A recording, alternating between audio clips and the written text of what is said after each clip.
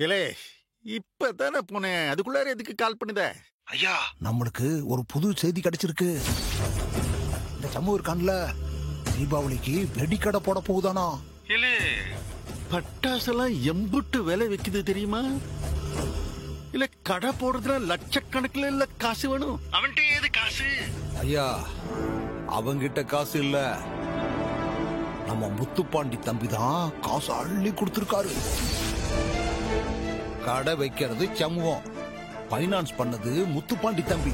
ஓஹோ, அப்படி போகுதா கதை? இல்லையே, ரொம்ப தப்பாச்சே. ஏலே சனியா, அந்த சம்மு பைய பட்டாசு கடை வச்சு காசு சம்பாதிக்கவே கூடாதுலே. இல்ல, அது நடக்க கூடாது, அது நடக்கவே விடக்கூடாது. என்னையா பண்ண போதும்? இதை வேற மாதிரி தான் செய்யணும். வாங்க வாங்க, வந்து பாருங்க ஐயா. இங்க பாருங்க ஐயா, இத பாருங்க.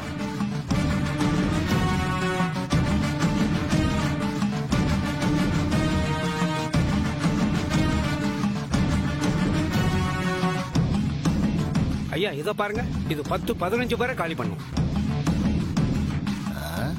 என்னையா இது லட்சுமி வெடி மாதிரி இருக்கு? ஐயா, இத பாருங்க.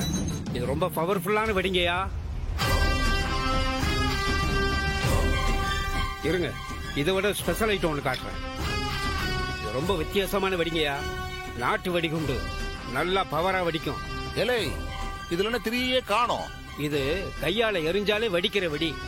இதுக்கு திரியெல்லாம் தேவையில்லை. இது நெருப்பு வச்சா வெடிச்சிடும். அம்புட்டியன் ரொம்ப ஹீட்டான கூட வெடிச்சிருமியா. இதுதான்ல எனக்கு தேவை.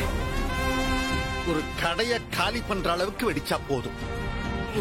ஒரு 10 வெடி குடுக்கியா? பட்டாசு கடையை காலி பண்ண இது 4 வெடி போதுமியா? இதுல ஒரு 4 தரட்டுமா? இல்ல இல்ல, 4 எனக்கு ஒரு 10 வெடியா குடுங்க. இது வெடிச்சு ஒத்த 2 பேரும் செத்தாலும் பரவாயில்ல, பழி அந்த வெறும்பைய மேலதானே போகுது. இத நீ பார்சல் பண்ணு. சரிங்க, இருங்கயா, பார்சல் பண்ணி தரேன்.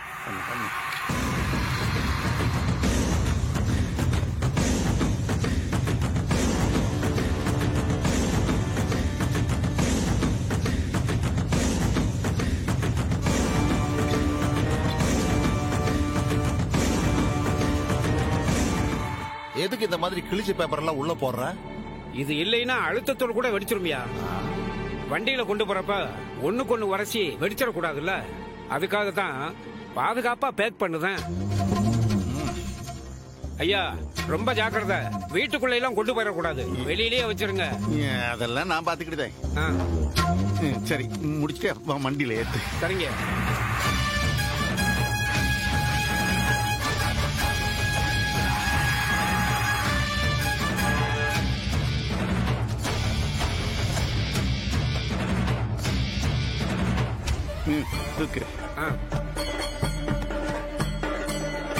வாங்கய்யா.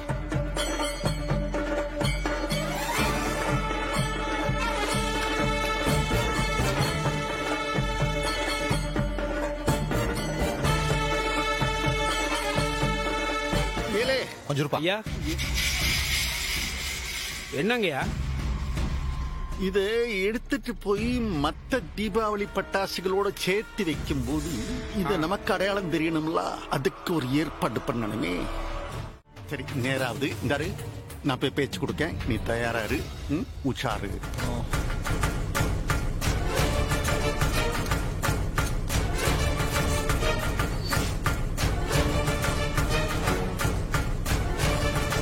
என்ன இவரு வந்திருக்காரு?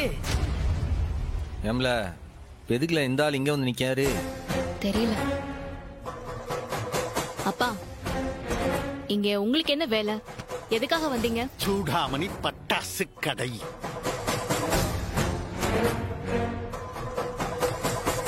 இல்ல வெறும்பையில என்னல இது? எதுக்கு எடுத்தாலும் அம்மா பேர் தான் வைப்பியா நீ? ஆமா, எங்க அம்மா தானே எங்களுக்கு குலசாமி. எல்லாத்துக்கும் எங்க அம்மா பேர் தான் வைப்பான். அதை தவிர வேற எந்த பேரும் வைக்க மாட்டேன். குலசாமியா பட்டாசு கடை வைக்க பணம் கொடுத்துச்சு என் மகன் முத்துப்பாண்டி தானே கொடுத்தான். அப்ப நியாயமா நீ என்ன செஞ்சிருக்கன? முத்துப்பாண்டி பட்டாசு கடை இல்லன்னா முத்துப்பாண்டியோட அப்பா சவுந்தர பாண்டி பட்டாசு கடைன்னு பேர் வச்சிருக்கணும் நீ. பட்டாசு கடைக்கெல்லாம் உங்க பேர் வைக்க முடியாது. வேணா சாராய கடைக்கு உங்க பேரை வைக்க சொல்லுங்க.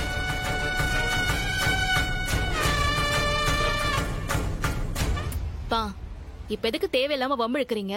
பேசாம போக மாட்டீங்களா?